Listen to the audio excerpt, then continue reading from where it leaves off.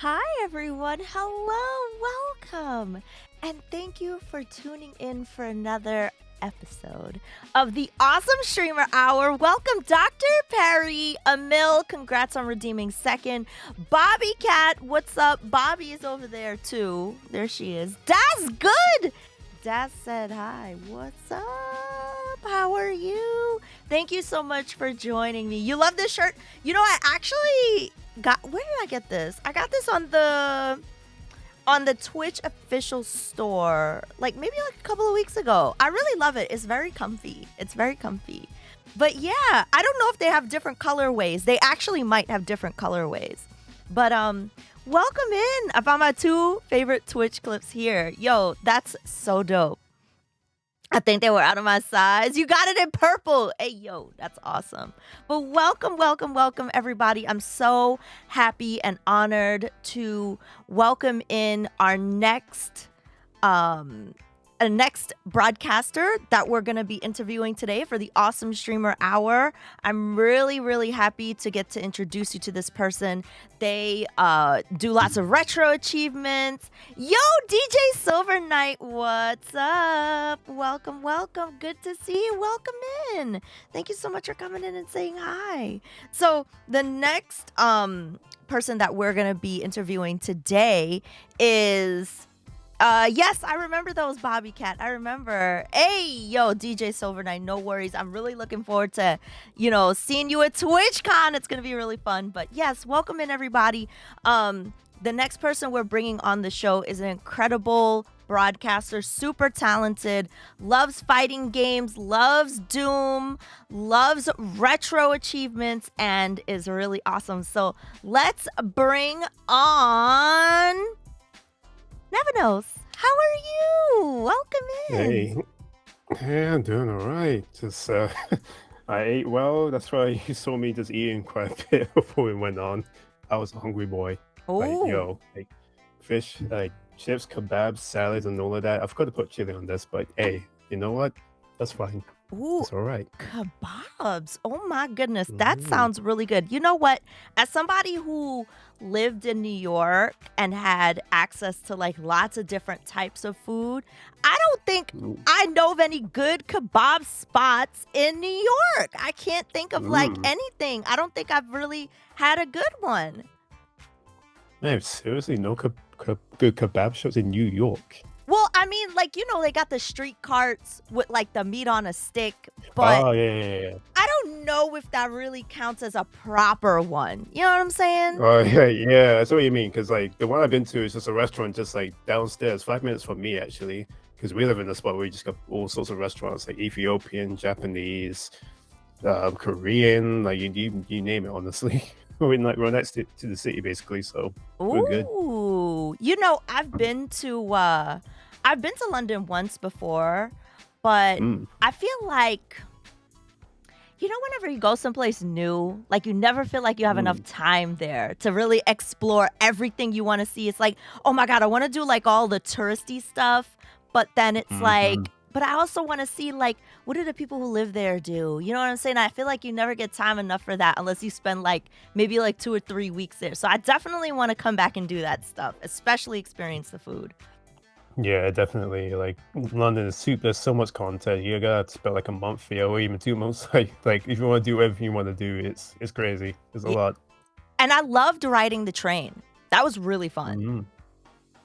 Oh, did you? So you take the underground or like because you can take the underground. There's the overground as well. So there's like a variety of stuff. Because we even got like the new line called the Elizabeth line as well that recently just opened as well. So we even get like new lines to travel on. What? All right. Well, that's definitely a reason for me to go back because I only traveled on the underground. So do you remember? This is a very specific question. Do you remember what line did you travel on in the underground? I remember going to Piccadilly Square. I remember that.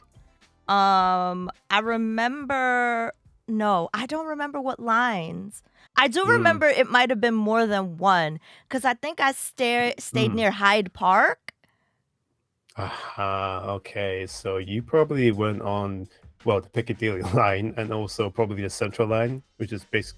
So I remember my colors. Central is the red one. Piccadilly is the navy blue one that you travel on. So it Gotcha. actually helps me remember my colors. Ah, nice. I love it. I love it. Mhm. Well, I'm so excited to be talking to you about everything that you do on Twitch and everything that that makes Nevanos as a person who he is. So tell me a little Mm. bit about your Twitch channel, what you do on Twitch, and yeah, what's the kind of vibe you go for on your channel? Yeah, so me on Twitch, how I started. I started early 2015, and as you probably know, I started out with Doom. And before I came to Twitch, like I think I had a, it's funny, I remember the exact date. I had a Twitch account since September the 15th. Mhm. September the 15th, 2014. Mhm. I was still doing YouTube here and there. And no, my gap year was in 2015. That was that was the year I started my gap year. So I was still doing my YouTube videos of like a lot of Doom videos and some retro games here and there. I haven't really fully tapped into that at that time, but I was doing a lot of speed runs and things like that. And then when I was started on Twitch, like actually on my first year of Twitch, I actually didn't like it at all. I Mhm. barely even done it. But then I feel like I really went into my stride of how how to vibe around Twitch Mhm. around I would say 2017. And the and the vibe I like to go for is just very relaxed. Like, I can chat and play at the same time. And I have this weird thing that no matter how intense the moment is I can still chat because I'll just be like, oh, I know what I'm doing. Let's just have a chat about some nonsense. Because I think one of my biggest goals was to actually like being able to have a good conversation, make connections as I'm still playing the game because honestly my main focus is just just vibing with everybody. Even though if I'm doing like some nonsense challenge, I'm just like, you know what, that's secondary to me. Yeah. As honestly, because I'll get it done. I'll be fine. I love that. I love that, Oh my god. I love that's okay, that's okay. I love that you were talking about, vibing with people and, conversation first and all that kind of stuff. Because I feel like that's where a lot of the, like, magic of Twitch is, like, connecting with people and Mhm, vibing with people and stuff. I mean, I got to meet you through doing things mhm, like this, and, we've had some really great conversations too, offline mhm, and things like that. So I think that that's really cool that that's, like, your focus and what makes Twitch special for you. And I think it's really hard to like mhm, speed run and play games at a really good level and chat. Like people don't realize like how difficult that is. mhm. Yeah, yeah, and with the speaking of speedrun, like the last one I did before I stopped doing Doom stuff, was like I think I still hold the world record called this. It's called this custom level pack called Sunlust, which is a Doom level pack, and the world record stands at 4 hours and 49 seconds. So, yeah, that's a speed run, by the way. 4 hours speed run. So What? it's So did you mostly yeah. speed run Doom? Yes, so I believe it's the first game I ever speedran. It's Mhm, either that or another fan game called Sonic Robo Blast 2, mhm, where I actually did some individual runs of certain levels within the main game and also some custom level packs, which I think is called Mystic Realm. I don't remember anymore. Like mhm. I literally played against since 2005. Sonic Robo Blast. Like it's old. It's really old. And speaking of Doom, that was also made on the Doom Legacy engine as well. So Ah, you'll feel some Doom movement here and there within the game, but it really developed to be in its own thing now. So yeah, it's really cool how that came to be. that's Mm, cool. Okay, I am so new to Doom. I played mm, Doom totally vanilla, regular version last year, February, for the very first time ever, right?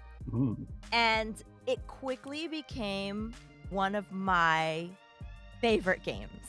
It quickly mhm, became one of my favorite games because it's just so fun. It's like super fast paced. Like you could mhm, kind of like get into it very easy. There's not like a big mhm, barrier to entry where you got to learn a lot of things or whatever.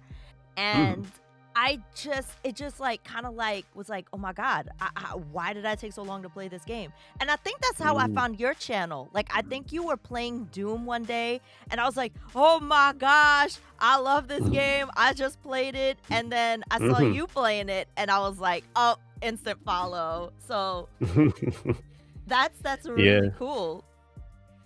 yeah, and I must have been doing because when did we start talking? It was like summer last year, wasn't it? Yeah. Yeah, that was the that was the speedrun period. Yeah, that was yeah, that was the time where I was working really hard on that. Um it's I think it's a bit unfortunate that, because the reason I actually don't really do much Doom anymore because of some weirdness that sort of happened within, like, my enjoyment within streaming something and playing the game. Like, I still love playing the game to death, like, Hmm. but it's one of those things where I think as a streamer as well, where you gotta sort of find what you vibe with on stream, what you enjoy playing, and how you interact with it. And I felt like, what, streaming Doom wasn't really for me anymore Yeah. for a multitude of reasons. With I guess again, like the vibe that you want to bring within doing something that you like, but if it's not bringing you as much happiness as you want it, then I was just like, what, I'm gonna have to start changing some things up, which, and I think it's very important as well as a streamer where you like to do the things you want to do, but if it's causing you more headaches than it does enjoyment, then yeah, you definitely have to, like, you know sort of make some um just some alterations and stuff. And but in terms of content, my Doom still goes on the YouTube. Like, it's still there. Yeah. Not as much as it used to be, but slowly but surely it's still there for sure. I love that. I gotta go back and watch some of that because that's really cool. Like, first of all, speedrunning Doom is awesome.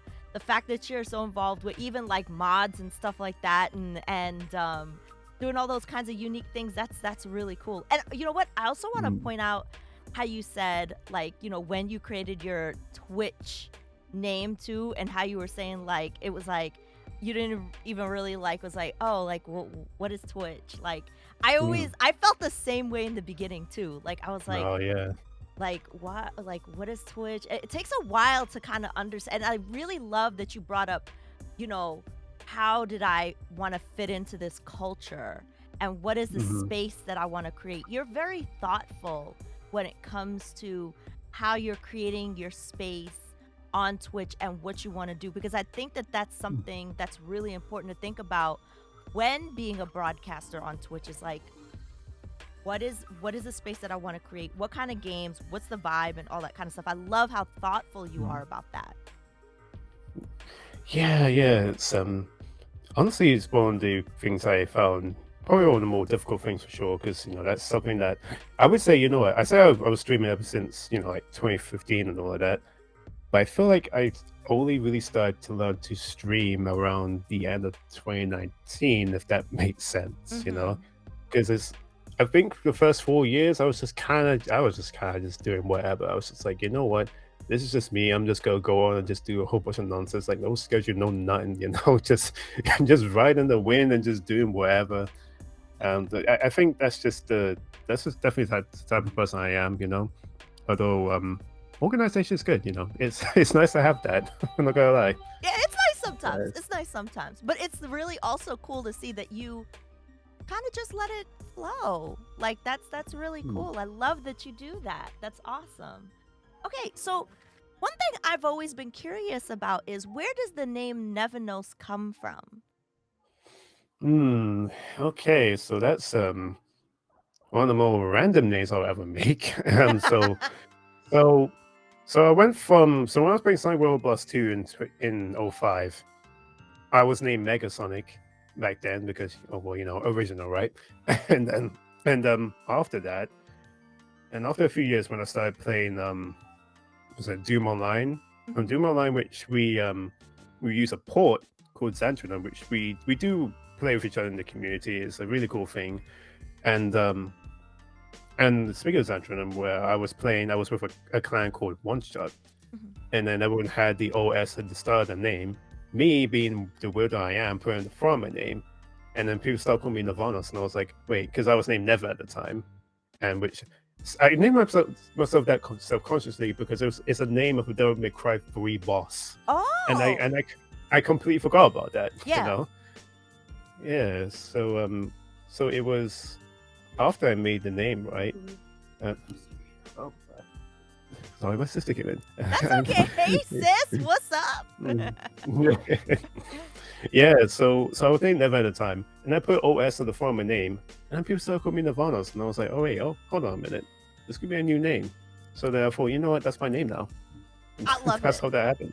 That's awesome. Also, I just want to quickly say thank you so much to Stanley Stifler for the raid. Thank you, thank you, thank You. you. Benjamin MCP, hello, says hello to Nevanos. Caffeine Daydream also says hello. Space Hopper Copter says hello. Volty says hello. Third A, Saki Samsa, Ryukami, Spicy Boy Charles. Lots of people are coming in and saying hi, so thank you so much. And make sure everyone to Yo. give Stanley Stifler a follow. I hope you had fun playing Metal Hellsinger. Thank you so much for coming to hang out with me and Nevanos. So that's a great question, Stanley. Hello, Caligula. Hello. We're doing the Awesome Streamer Hour. It's a new show that I just started up where we're talking to amazing broadcasters. And today our feature is Nevanos, the amazing Nevanos, who is also a retro speedrunner, retro achievement hunter, is a really talented and thoughtful broadcaster. So we're just learning more about who Nevanos is. So tell me a little bit about retro achievements and what you do on retro. So how that came around? So there were like 5 people banging on my door about that.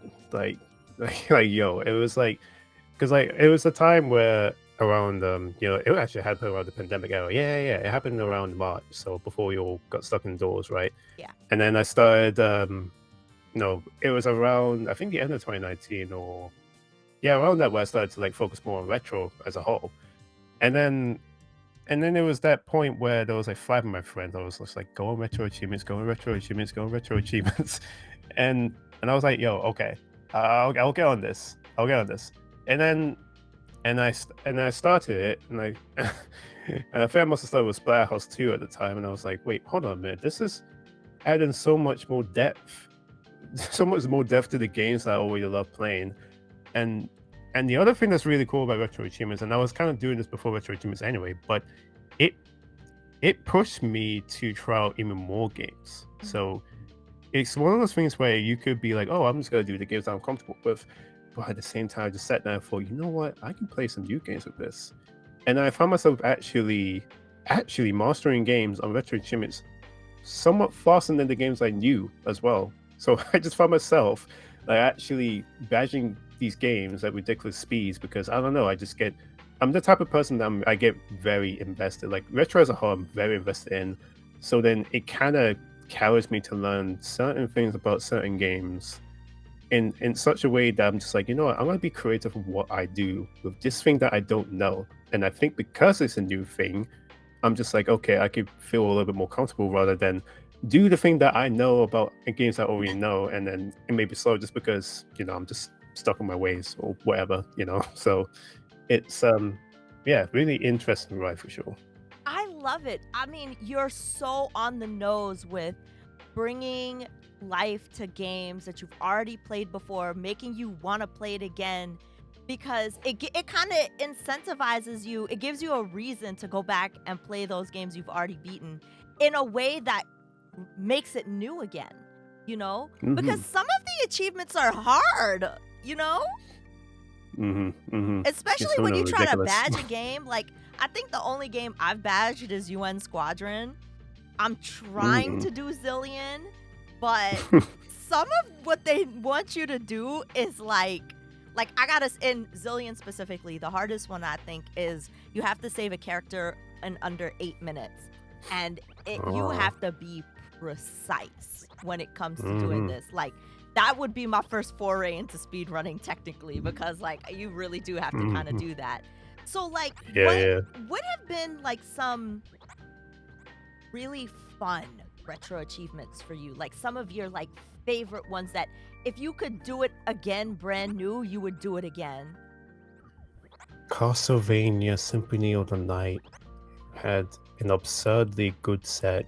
Oh wait, I did two versions of Symphony of the Night as well. One on the PlayStation and the other one being on the Saturn as well, which unfortunately has slow loading issues, but that's fine because there's 3 new areas. You can play as Maria.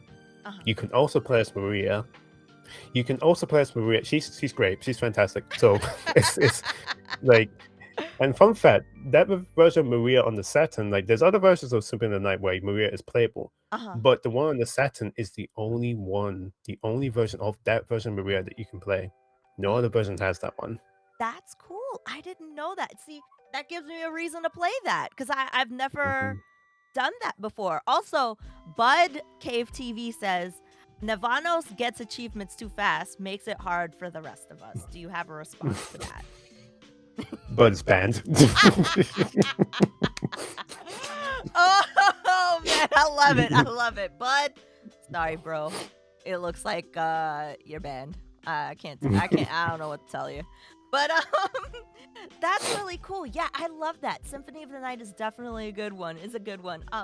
What was one of the most challenging retro achievements for you? Oh dear. Gonna take me. So let's talk about last year. The stuff ones last year to make it easier for myself. Dynamite Heady on hard mode. Why Yeah, is that game so hard?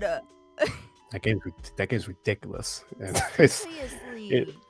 yeah. So hard mode Dynamite Heady, for those who don't know, is a mode where you get hit once and you're dead. Like, it doesn't matter. You get hit once you're just dead. Well, actually, there's a neat little trick within certain sections in the game where it's kind of weird because it almost you can kind of cheese it out somewhat. Mhm. You can fall in the pit and you will take a bit of damage. Like you don't instantly die, which I found kind of weird. So it actually helps out in certain sections of the game where, because everything else that has contact damage or projectiles or whatever, one hit and you're just dead. But if you fall in the pit while it's platforming, then you just live, which is bizarre. Huh? Yeah.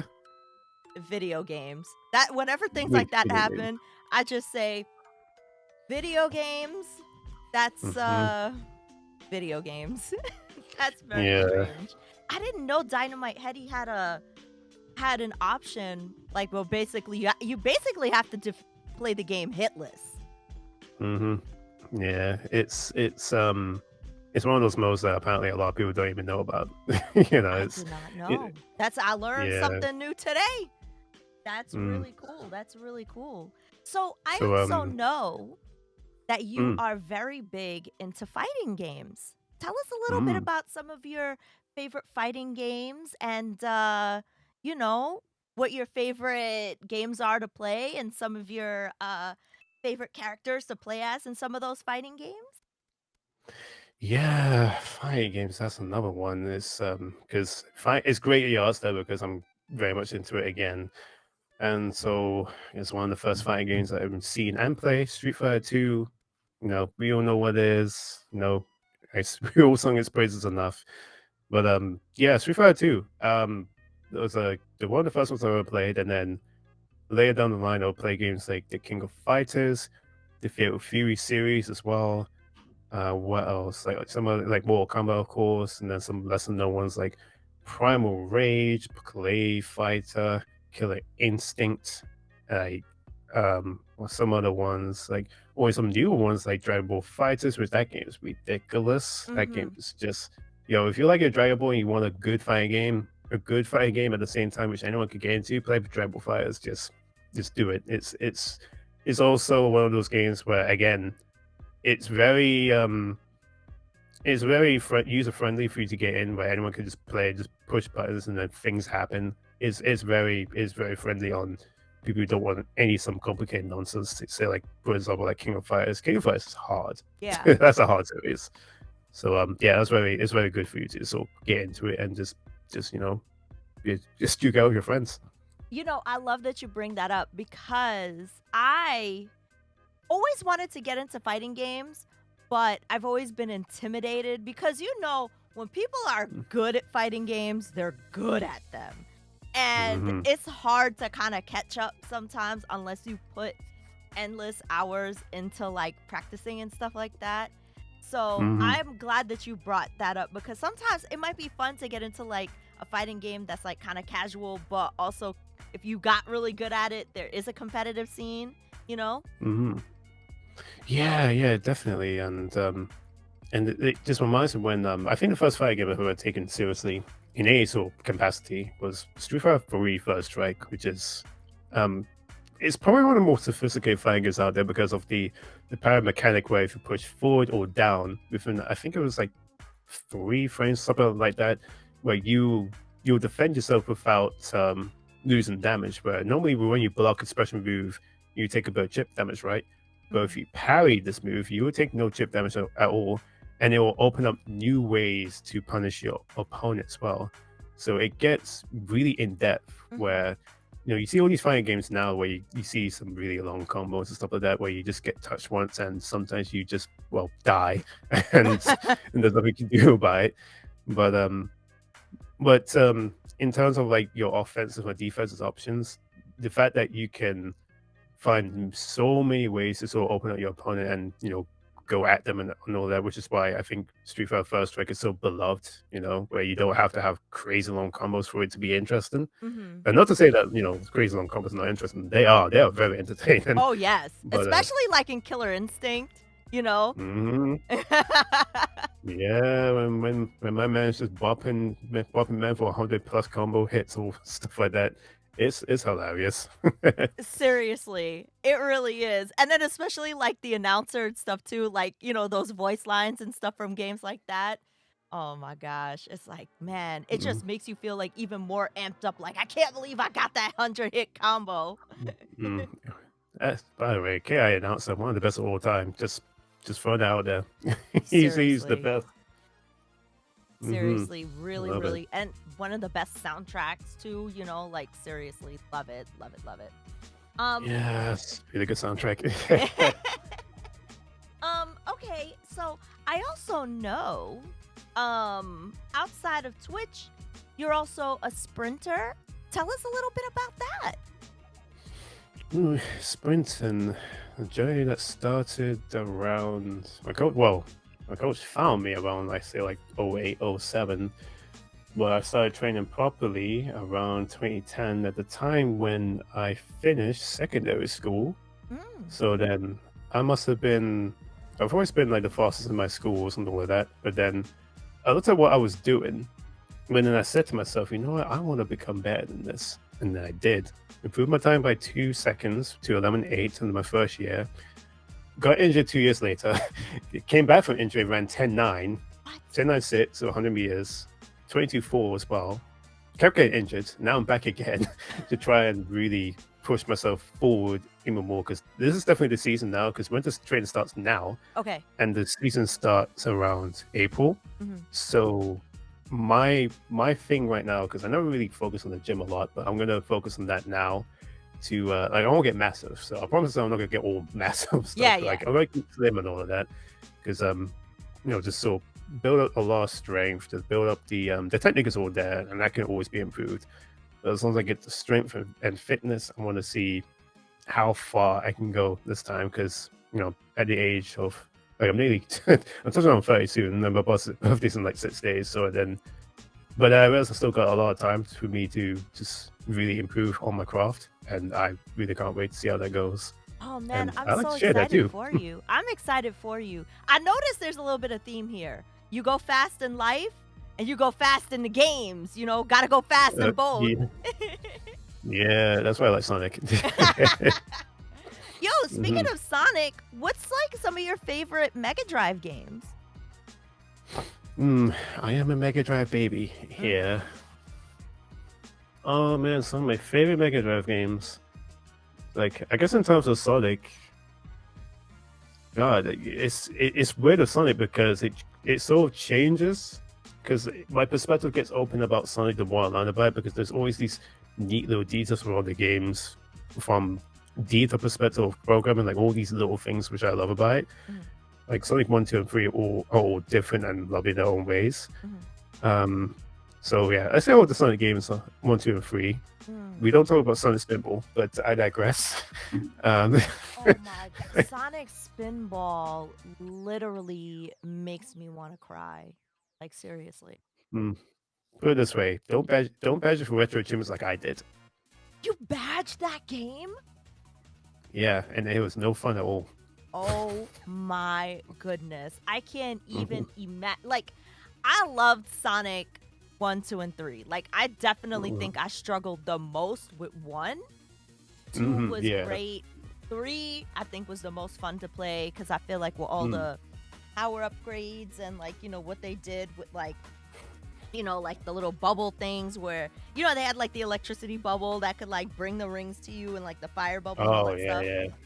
That's a good one. Yeah. I love the improvements that they made into the game, the additions that they made to that game. And then I did try to play Sonic Spinball one time and I was like, there's no way. There's no way I could even get Mm. past the first level. Like, I just don't understand. Hmm. Oh yeah. Guess what? For retro achievements, you had to do the whole thing without dying. So imagine that nonsense. Are you. Who wrote this set? Somebody tell them, Hmm. like, come on. What are y'all doing? That's Hmm. very. Wow, that's tough. Yep. The crazy thing is, I really don't like Spinball, but it's actually one of the sets I actually did faster than many others actually, Oh, and really? I don't know how. I don't know how because it was one of those things where I did not play Spinball a lot, but then I did have pinball experience as well, which did help with sort of how my thinking went into doing all of that. Even though Sonic Spinball was one of those games where Sonic being the ball, you get to control him, which is that's always kind of weird for a pinball game. But then to do to get all the time bonuses to do levels fast, well, you basically the game had a in-game speedrun thing where the top bonus is to get 10 million points at the end of each level, Mhm. which like you just had to learn the levels inside and out basically to do that. But somehow, because there are only 4 levels in the game as well, so I think that helps. Yeah. So because of that, it helped me sort of do the set fast, but I still hated it. Yeah. Yeah. I Yeah. did not Yeah. like it. I didn't realize that it was such a short game, but yeah, that does sound like it would help. But also, it's like 4 levels of like pain. But hey, man, that Agony. is incredible that you got through it. Never again. Never again. So, how many games do you think you have badged on Retro Achievements? It was like 130 something when I lost chat. Actually, What? I can load this up right now, and I have 134 games badged right now. That's incredible. Mm, Yo, yeah, that is and so awesome. I love it. I love it. And do you think that that's going to be like, something that you probably focus on for a while on your channel? Or do you think like maybe you might branch off and start like playing, other, I know you do other games on your channel, but like, do you think that that's mm, always going to be like a focus for you? yeah. I think that'll be a focus for a while, and sort of like the challenge games aspects, and I'm a very curious person, so I always like learning about retro games as well. So like even in midst of me doing challenges and stuff, like always learning different things about how these games came to be, and just talking about different things about surround around these games, which like I'm just really really and I'm really vocal about how I feel about the games, which that's all escapism and stuff like that, that's just all good fun. Yeah. But to really learn about like how certain games came to be, like Spinball, for example, that game was made in 3 months. So yeah, Do you think um, that attributed to its jank? yes, yes, yeah, and that's and it's one of those things where because of that, that's it's not the developers' fault. Like I respect the developers a lot for being under that sort of pressure, and you had to make a game like that. Yeah. So like the fact you could get anyone to like your game being made in that time, I'm just like, you know what? Hey, this game may suck, but these developers don't suck for doing what they did, and they must have been people that care about the game because for what it is, it still looks good, Yeah. like visually and all of that. So well That's a done. good point. It does. It does. You're absolutely right. It's like, yeah, maybe it was rushed. Maybe it didn't get as much love as it probably should have, but like there was effort. There was effort. Hmm. So, okay, what has been what maybe like tell us about maybe one or two games that you've been researching or learning about lately? Hmm.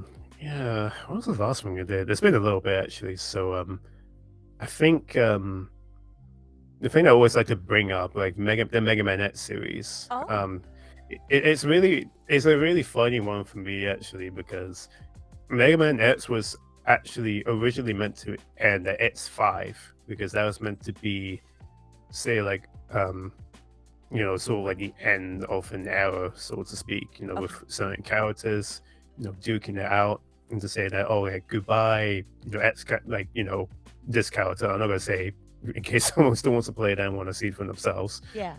but yeah, sort of like an end of the era thing. But then Capcom were like, "Oh no, we need more Mega Man games." So basically behind Ifumi's back, the creator of Mega Man, they were like, "Here's a new Mega Man game," and X6 wasn't, too well received, and X7 is probably more like just because of the memes.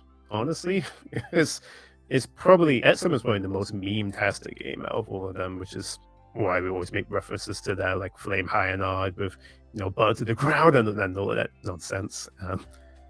I did Um, not know that. I didn't know it was like the mhm. meme kinda I didn't know about that. Yeah, it's honestly, it's I don't know, like that game's kind of insane. It's actually out of his mind. It just it feels like everyone involved in the game were like, you know what, if we're gonna go out, we're gonna go out swinging, bro. Like that's and this is it. Um, Wow, that's really yeah. cool.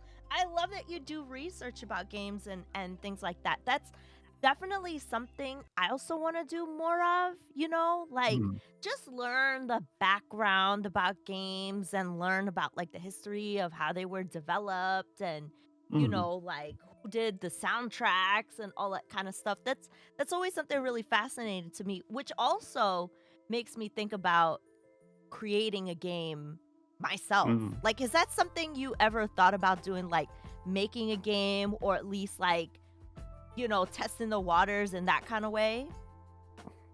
Yeah, I would like to think so. I think the more I've so look, a little bit more in depth with video games as a whole, and because that's actually a really good question because there's people in the community who are musicians and some that also I think develop games themselves as well, and just to know about how people think about especially doing music for a video game, like how what's the thought process going into it, like how they visualize this area to say like, oh, I'm going to make the music like this. Yeah. And I got some really talented friends in that regard that do some music level design as well as some level designers, and just to hear the perspective of how they think about making a game and how they want people to perceive this game, how they want them to enjoy it. It's taught me a lot about how video games themselves are developed, and it's something that I feel like that I have this sort of knowledge. It's something that I would think I would test the waters of soon, but I think in terms of like what I'm doing and all of that, just being a broadcaster and then on the side me being a data analyst and eventually go into machine learning and AI, it's artificial intelligence and things like that.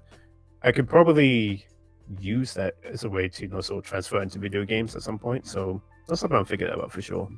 That's oh my god, that's such a like a wonderfully thought out like path for yourself. I really love that. Mm, I love how thoughtful you are when you think about video games and things like that.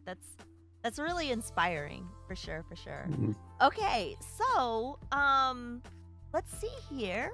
I do you know what I learned in doing some research about you and your channel? I learned that you have a love of photography. And I think that that's really cool. no. Can you tell us a little bit about that? Oh yeah, yeah, yeah. My photography. That is that's one of the things I sort of I think how did I came around again? I think it was in the secondary school. Yes, that's what it was. We did work experience, and then we just so happened to find a place that's actually right next to my home as well. Like, unfortunately, it's shut down now, but we were allowed to do work experience working with cameras and stuff like that. Like, even literally like old film covers as well. It's Oh, like we dabbed around with that before we went to digital, and I thought that was one of the coolest things.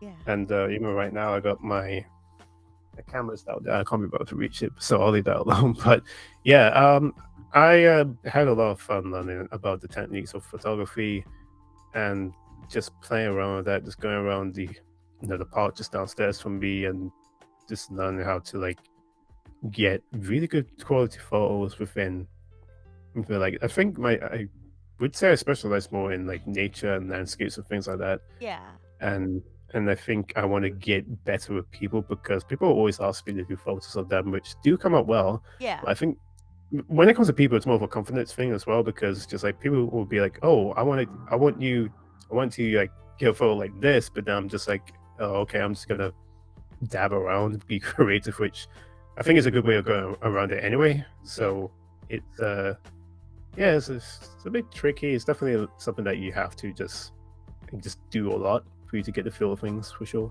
For sure, for sure. Also, I just want to say thank you to Broom Hatter for the 200 bits. I really appreciate Hey. that. Thank you for supporting the broadcast. Um, but I totally understand what you mean. Like, like, Mhm. hi John, hello, hello. Um, Photography is super fun. I'm so glad that you got into that and also got to try out film photography too. I feel like if anybody ever Mhm. does photography, they definitely should at least try, you know, film because it makes you have to learn some skills that apply in digital photography, but you Mm. actually like it's like learning manual before learning automatic. Like you've got to Mhm. learn how to control those things before you can move on to letting the camera do the work for you, but that's really cool that you got into that and that you Mm. do like nature photography and stuff like that. I really love some of the photos you have of like all the flowers on your Instagram. There's some really Mhm. nice stuff in there. So thank you for sharing that Hey. with us today. Yes, I would definitely have to keep doing that because I did fall off a lot. So I'll be back on it for sure, for sure. Nice. Okay, so I know also something that is super important to you that you wanted to discuss was invisible disabilities. What do you hope to bring awareness about, and what do you want to share about invisible disabilities? Mm. So yes, yes. So this is something I always wanted to do, which it's like years in the making of how I was gonna sort of talk about it, may that be on a stream space or a workspace. But yeah, I thought this would be a good place to start. So yeah, so like me myself, I have Asperger's syndrome, where as a kid, I always sort of struggle with being social and all of that, and even from like a very early age, I sort of oh, bye, that's me. No, definitely says bye, and yeah, and yeah, it's something that I've really took note of at an early age because I've always been very hyper aware around things, which is I guess that's probably one of the traits that I sort of noticed. So always try to do my best to to make the best of a situation, even though it's like sort of um when people are looking pretty meek and all of that. But then I sort of realized later in my life where gotta try and take care of yourself and all of that to make, and even with these difficulties that you go through, it's not gonna some of these things don't define what you are. Like you are is who you are, sort of thing, I guess. So like I always sort of wanted to use my journey as a way to say that, hey, you can do this too.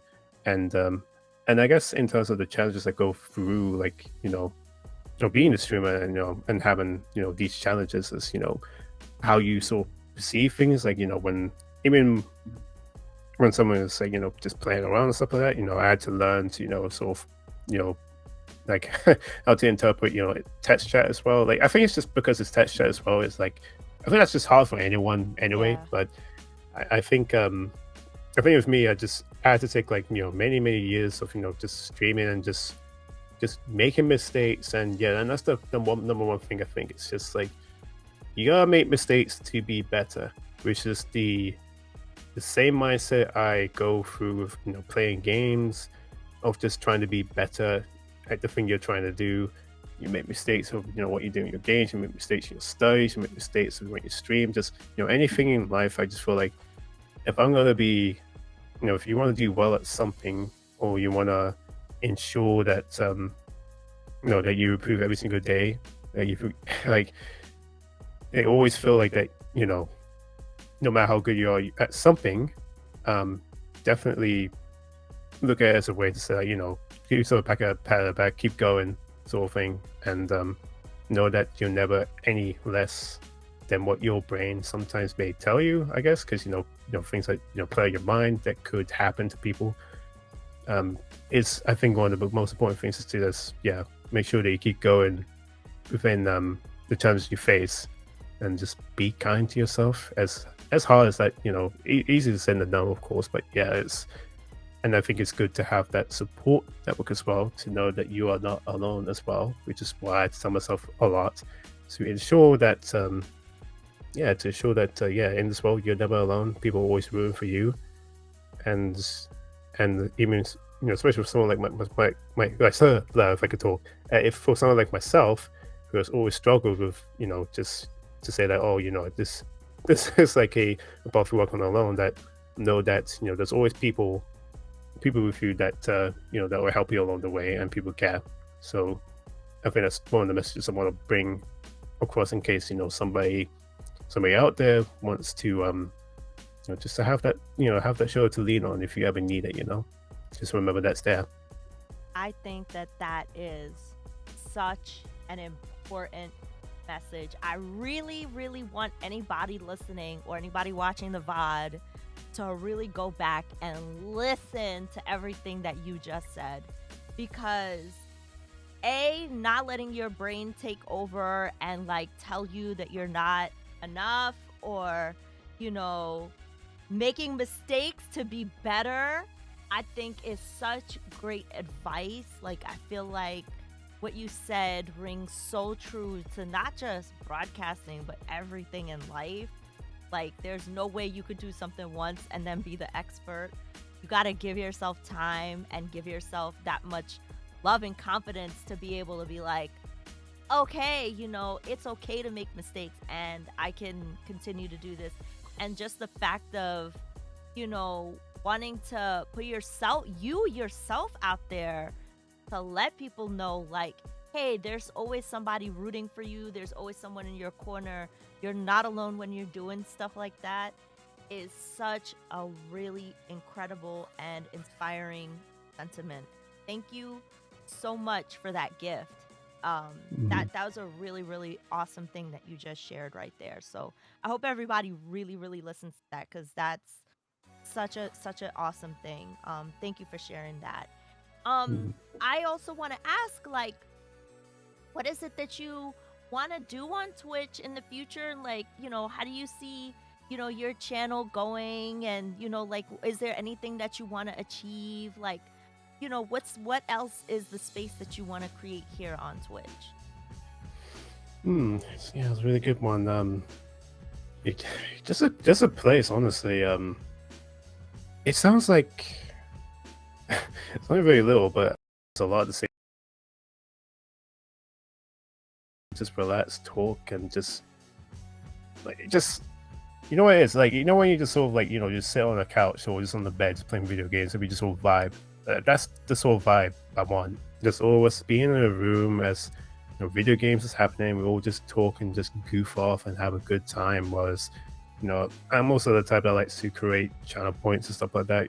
Coming from a programming background, which use that to my advantage, and always added things little by little as well.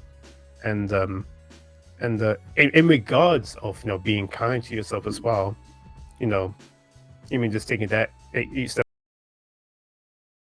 stuff can be exhausting, so I guess in regards to that, just doing that bit by bit, I think is very rewarding. Just having like one little feature, even it's just like adding one sound, that's just is a really cool thing to just be able to have the space where you just have all these silly little things and just letting people play with it. So I guess my goal really on Twitch is just to have a place where literally we just goof off. It's just all non-serious stuff. we can make just have fun with things, just have a joke around, in and at my expense and all that.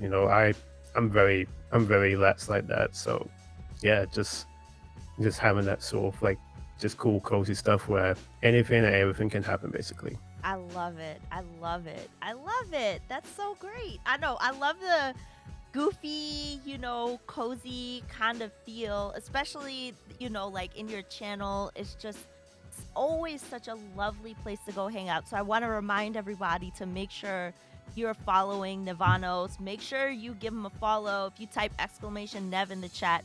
Also, if anybody has any questions at this point, please put them in the chat. Any thoughts about anything that you'd like for me to share, because we're getting close to that 1 hour mark. So if there's anything in chat that y'all want to share, please let us know. And, we'll read it out and stuff like that. So one last thing that I want to ask you, well, maybe not one last thing, but maybe a couple more things is, do you ever play... Actually, you know what? No. I don't want to ask you that. I want to ask, what are some of your favorite game soundtracks? I'm gonna cheat. Okay. Pineapple on pizza. Okay, I also want a game soundtrack first. I'm gonna cheat because everyone says this. Streets of Rage. Right? Like, yeah. I'm gonna be a cheater because Yusha Koshiro's music is just god tier. Like it's ridiculous, man. I love it. I love it. Yeah, it's one of those it's one of those things where I mean, I think his prowess as a musician is just above and beyond so many other people's because of where it came from. Because I think the guy got like a PC. I don't think it's PC 98. That's a bit later. Yeah. So he was given that as a kid, and then I think he was making music. I somewhere like 87, 80. I can't remember. It's something like that. And then he goes on to create the company called Agent, where those are the developers of Streets of Rage. Agent. They made all the Streets of Rages. They also made Sonic 1 on the Game Gear as well. Oh, I didn't know They that. also did, yeah, they actually did that. And then other companies did the other Sonic games. And also, what's it, Beyond Oasis? I saw you play Beyond Oasis. That was also made by Agent as well. That was a great game as well. Beyond Oasis. I did play a little bit of it, and the music in that is really awesome. Oh yeah.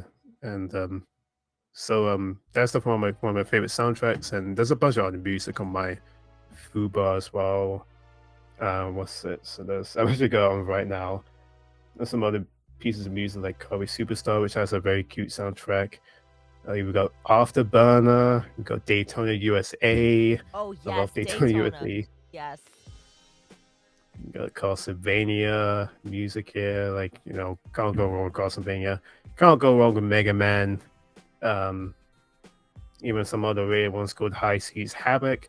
And here's an indie game for you. Okay. The soundtrack of the very ambient, very emotional, very powerful Hyper Light Drifter. Hyper Light. I'm gonna write that down. Hyper Light Drifter. I can see you enjoy that game, which is a game where it's not really short per se, but it just tells a story in a non-narrative manner. Like it's super dark and all of that, but it's a very impactful game within its presentation. A very pretty depressing world in many ways, but it has very lush, beautiful environments, which I think you enjoy. Very retrofied graphics and all of that. So I think it'll hit home with the gameplay that you will like for sure. Ooh, okay, I'm definitely gonna check that out. Okay, I love it. Also, yeah, who is it that asked, what's your feelings about pineapple on pizza? You know what? I haven't tried it out yet, so I got no opinion on that. I can't say anything until I do it. You know what? It gets a lot of hate, and honestly, it's really not that bad. If you like the sweet, savory flavor profile, I feel like you'd be into it, Yeah, that doesn't sound too bad. Yeah. Peeps Chef said it's really not that good either. That's very funny. Oh my gosh. Oh, and then I think, who said it? Caffeine Daydream said Holy Diver Retro Achievements when? Oh, it's gonna happen. That's definitely gonna happen. Oh my gosh. I know Caffeine just played Holy Diver and I was just like, man, I feel for you. I don't know, man. That I'm legit scared of that game, to be honest. Well, this year my hardest game at Bash was Umihara Kawase Shun. That game is devilish, I will have to tell you. So I guess Wait, Holy what was Dive is the gonna be name of another that one. game I saw you play where it was like you were like going across the beach and like you had to like swing? Oh yeah, that was Umihara Kawase Shun. That's okay. That was the Yeah. game that was really difficult to badge. That game is ridiculous. Like the game itself is the achievement set. Put it that Wow. way. Wow. Wow. Wow. It is harder than the original one. I feel like, so you know what's funny? After that game, my 8-bit dual controller died. So I think I'm gonna blame that controller for, yeah. I don't think it actually is, but at the same time, yeah, I'm just gonna blame that, bro. What? It's, yeah, Oh yeah, my gosh. it was Also, insane. Cobra Clips is raiding. Thank you so much for the raid, Cobra Clips. We're just here Yo, chatting with Nevanos, learning about Nev's channel, learning about retro achievements, learning about, retro games. And we're so happy to have you all in here. I hope you had fun playing retro, of course. Mindscan, welcome, welcome, welcome. Navi, Mhm. welcome. Also, please make sure to give Nev a follow. Nev is super talented, really insightful, really cozy, a little goofy, and just a fun Mhm. place to hang out. Hi, Burnsy, welcome, welcome everybody. Thank you so much.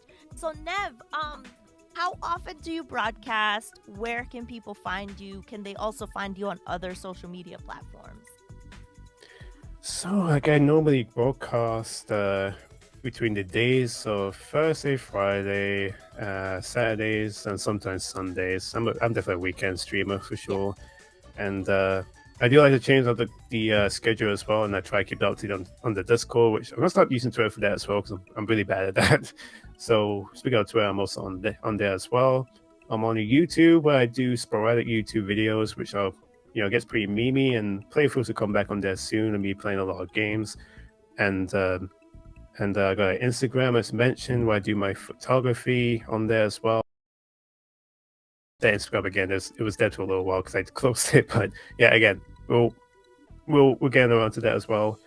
And I got a Discord as well, and I think that's about everything.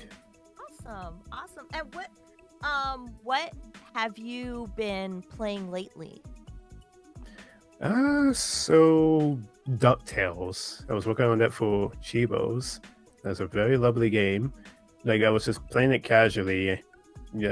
Before yesterday, it was just yesterday's stream as well. And I've actually nearly finished the set now, and I just sat there thinking, why haven't I done the set for 2 years? It's so comfy and it's so nice. And then Twitch is complaining about the music, and I was like, oh, okay. Really? Okay. Did you get DMC Yeah. for the music? So I think it's because Disney. That makes Yeah. sense. That makes Mm-hmm. sense. That's so unfortunate though, because it has Mm-hmm. really good music, but then it's also like, but it's video game, Like, come on. Yeah. Yeah, the MCA tells. Ay, ay, Nice. ay. Yeah, if anybody else has any questions, please feel free to put them in the chat. But Nev, it's been such a wonderful pleasure talking to you today. Like, seriously, I had so much fun. I really loved learning everything that I did. I can't believe Dynamite Heady has like a no-hit, like, basically mode. Like, that's very, I did not know about that. Is there anything else you want to share with everyone about you, your channel, any kind of important issues, anything at all that you want to share before we find a nice person to raid? So speaking of Dynamite Heady, there's a section called, there's a 9th level, the second part of it, which is RNG as to whether you be it or not. I'm not joking. It's RNG. So I haven't found a consistent way around beating that yet. And to this day, I might, I don't know. But I think because they also buffed the difficulty, in that game as well in the US as well, so that may have attributed to it as usual because rentals. But yeah, I want to throw that out there because, bruh, that was crazy. In terms of other things, yeah, I guess like earlier what I said, yeah, just whatever that is you're doing as a broadcaster, just whatever struggles there may be, just keep sticking with the people that you're friends with, that you vibe with. Everything is temporary. Like, we're all in this together. You can do it. In terms of that, yeah, I think that's about everything.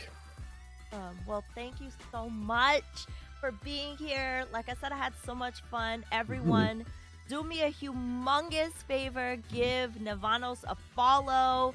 Check out the channel. Go cheer him on while he's out there doing retro achievements, while he's playing fighting games, speed running, and just generally being amazing and awesome. Make sure to go and check him out. Is there anybody that you would like to raid? Any suggestions? Bud's bad, but let's rate him. Bud? He's on right now. Bud on? Yeah, he's on now. All right, let's do it. Again, Nev, thank you so much for your time. We'll be back next week for the next episode of the Awesome Streamer Hour. We're gonna talk to Necromancer Ellie. I'm really looking forward to that. Thank you so much. And once again, make sure to follow twitch.tv/Nevanos. Follow on Twitch, follow on Twitter, Instagram. Go hang out in the Discord. Go check out the YouTubes. Go check out the speed runs and go and say hi. Thank you so much, Thank Nev. you. Thank you very much for having me. This has been great. Awesome. Hey. All right, so I'm gonna go ahead and raid out to Bud Cave TV as suggested by Nevanos. Thank you so much, everyone, for joining me in on this Awesome Streamer Hour interview. Thank you so much for participating in the chat. Thank you for lurking. Thank you for supporting. And until next time, everyone, I will see you all then. Take care. Bye-bye. Bye-bye.